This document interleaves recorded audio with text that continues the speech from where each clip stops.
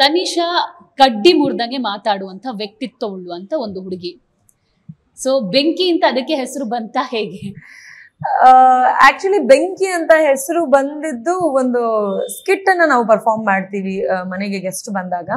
ಆ ಸ್ಕಿಟ್ ಅನ್ನ ಪರ್ಫಾರ್ಮ್ ಮಾಡ್ಬೇಕಾದ್ರೆ ತಮಾಷೆಯಾಗಿ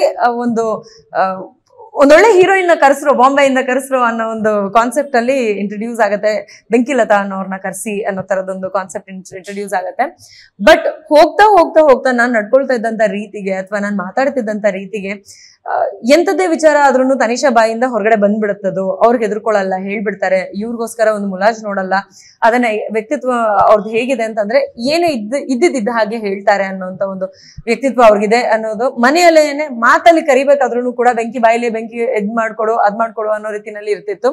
ಈ ಹೆಸರು ಕೊಟ್ಟಂತವ್ರು ತುಕಾಲಿ ಅವರು. ಸೊ ಅದನ್ನ ಡೆವಲಪ್ ಮಾಡಿ ಅದು ನನಗೆ ಪರ್ಮನೆಂಟ್ ಆಗಿ ಉಳ್ಕೊಳ್ಳೋ ಹಾಗೆ ಮಾಡಿದಂತವ್ರು ನಮ್ಮ ಅಭಿಮಾನಿಗಳು ಎಲ್ರು, ನಮ್ಮ ವೀಕ್ಷಕರು. So thank you so much. ಹೆಸರಿಟ್ಟಂತ ತುಕಾಲಿ ಅವ್ರಿಗೂ ಅದನ್ನ ಬೆಳೆಸಿದಂತಹ ಎಲ್ಲಾ ಜನರಿಗೂ thank you so much. So ಬೆಂಕಿ ಅನ್ನುವಂಥದ್ದು ಒಂದು ವಿಚಾರಕ್ಕೆ ನೇರವಾಗಿರ್ಬೋದು, ಇನ್ನೊಂದು ನೆಗೆಟಿವ್ ಆಗಿರುತ್ತೆ. ಬೆಂಕಿ ಅನ್ನೋದು ಸುಡೋದು ಅಂತ. ಸೊ ನೀವ್ ಇದನ್ನ ಯಾವ ತರ ತಗೋತೀರಾ ಅಂತ? ಇನ್ಫ್ಯಾಕ್ಟ್ ಬೆಂಕಿಲತಾ ಅಂತ ಅದನ್ನ ಕರೆಯೋದಕ್ಕಿಂತ ಮುಂಚೆ ನಾವು ತಮಾಷೆಯಾಗಿ ತುಂಬಾ ಕೆಲಸಗಳನ್ನ ಆ ರೀತಿ ಮಾಡ್ತಿದ್ವಿ. ಈಗ ಕಾರ್ತಿಕ್ ಸಂಗೀತ ಅವ್ರು ಏನೋ ಒಂದು ತಮಾಷೆಯಾಗಿ ಮಾಡ್ತಿರ್ತಾರೆ, ನಾನ್ ನೋಡ್ದೆ ಅಂತ ಹೇಳೋದು, ಅಥವಾ ಅವ್ರಿಬ್ರು ಮಧ್ಯೆ ಈ ತೀರಾ ಸಣ್ಣ ವಿಷಯಕ್ಕೆ ತಂದಿಟ್ಟು ತಮಾಷೆ ನೋಡೋದು. ಅವ್ರಿಗೆ ಅಂದ್ರು ನೀನ್ ಹಂಗ ಅನ್ಕೊಂತಾ ಇದ್ಯಾ ಅನ್ನೋ ತರ ಸಂಗೀತಂಗ್ ಹೇಳೋದು ಅಥವಾ ಕಾರ್ತಿಕ್ ಹೇಳೋದು, ಈ ರೀತಿಯಾದ ವಿಷಯಗಳನ್ನ ನಡೀತಿತ್ತು. ಸೊ ಮೈಕಲ್ ಅವ್ರು ಯಾವಾಗ್ಲೂ ಬಂದ್ಬಿಟ್ಟು ಹಚ್ಚದ ಬೆಂಕಿ ಅಂತ ಹೇಳೋರು. ಸೊ ಸಣ್ಣ ಪುಟ್ಟ ವಿಚಾರಗಳಲ್ಲಿ ಅದ್ ನಡೀತಿತ್ತು. ಬಟ್ ಯಾವತ್ತು ಯಾರ ಮಧ್ಯೆನೂ ತಂದಿಡುವಂತ ಪ್ರಯತ್ನ ಆಗ್ಲಿ, ಅದ್ ಇಂಟ್ರೆಸ್ಟ್ ಕೂಡ ನನಗಿಲ್ಲ. ಸೊ ಹಾಗಾಗಿ ಅದನ್ನ ನಾನು ನೆಗೆಟಿವ್ ಆಗಿ ತಗೊಳ್ಳೋದ್ರ ಬಗ್ಗೆ ಯೋಚನೆ ಮಾಡಕ್ ಹೋಗಲ್ಲ.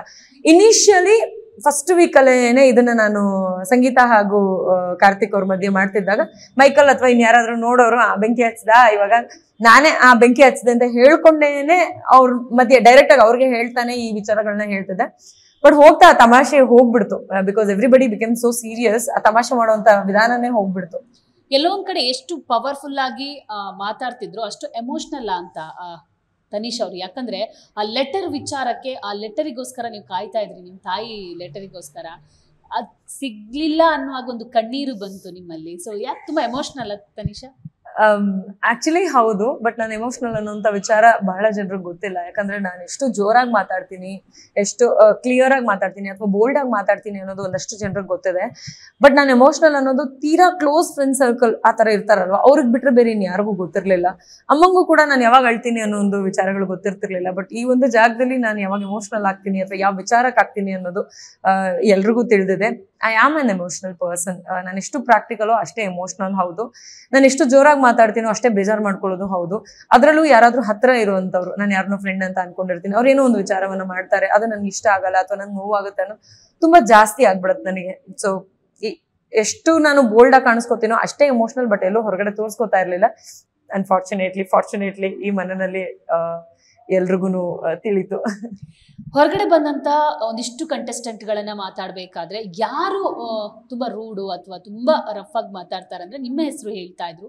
ನಿಮ್ಮ ಸೌಂಡ್ ತುಂಬಾ ಕಷ್ಟ ಆಗ್ತಾ ಇತ್ತಂತೆ, ಎಸ್ಪೆಷಲಿ ಮೈಕಲ್ಗೆ. ಸೊ ಅದ್ರ ಬಗ್ಗೆ ನೀವು ಇವತ್ತು ರಿಯಾಕ್ಟ್ ಮಾಡೋದಾದ್ರೆ? ನಾನು ಅಲ್ಲೇ ರಿಯಾಕ್ಟ್ ಮಾಡಿದ್ದೀನಿ ಈ ವಿಚಾರವಾಗಿ.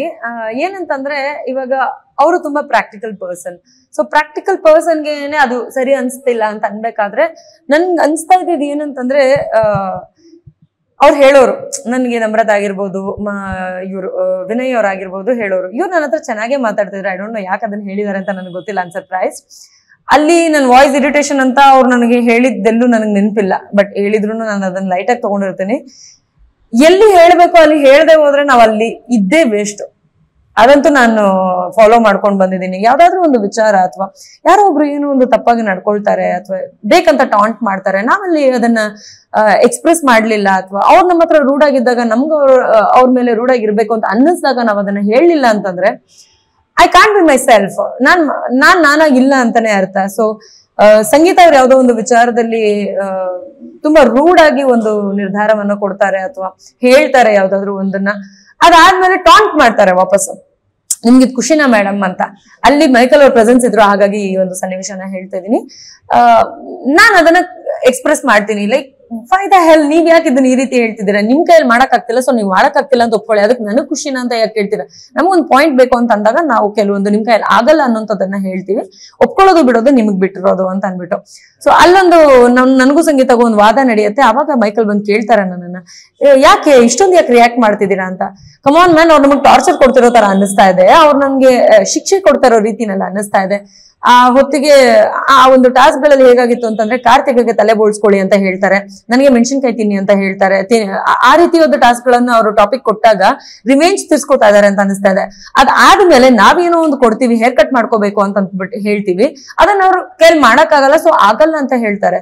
ಅದಾದ್ಮೇಲೆ ಆಗಲ್ಲ ಅನ್ನೋದನ್ನೇ ಮೈನಸ್ ಆಲ್ರೆಡಿ. ಅದಾದ್ಮೇಲೆ ಬಂದ್ಬಿಟ್ಟು ಖುಷಿನಾ ನಿಮ್ಗೆ ಅಂತ ಕೇಳ್ತಾರೆ. ನೀವು ಮಾಡ್ಬಾರ್ದು ಅಂತಾನೆ ತಾನೇ ಕೊಟ್ಟಿರೋದು, ಅದ್ರಲ್ಲಿ ನನ್ ಖುಷಿ ಪಡೋದೇನಿದೆ, ನನ್ನ ತಂಡಕ್ಕೆ ಒಂದು ಪಾಯಿಂಟ್ ಬರುತ್ತೆ, ಸೊ ಅದನ್ನ ನಾನು ಮಾಡ್ಬೇಕು ಅಂತ ನಾನು ಹೇಳ್ತೀನಿ. ಅಲ್ಲೊಂದು ವಾದ ನಡೆಯುತ್ತೆ. ಸೊ ಅವಾಗ ಇವ್ರು ಆ ರೀತಿ ಎಕ್ಸ್ಪ್ರೆಸ್ ಮಾಡ್ತಾರೆ, ಅದನ್ನ ನಿಧಾನವಾಗೂ ಹೇಳ್ಬೋದು ಅಂತ. ಅವ್ರಷ್ಟು ರೂಡ್ ಆಗಿ ನನಗೆ ಹೇಳ್ತಾ ಇರ್ಬೇಕಾದ್ರೆ ನನಗೆ ನಿಧಾನವಾಗಿ ಹೇಳ್ಬೇಕು ಅಂತ ಅನ್ಸಲ್ಲ ಅಂತ ಹೇಳ್ತೀನಿ. So this is how I am, take it or leave it, that's up to you.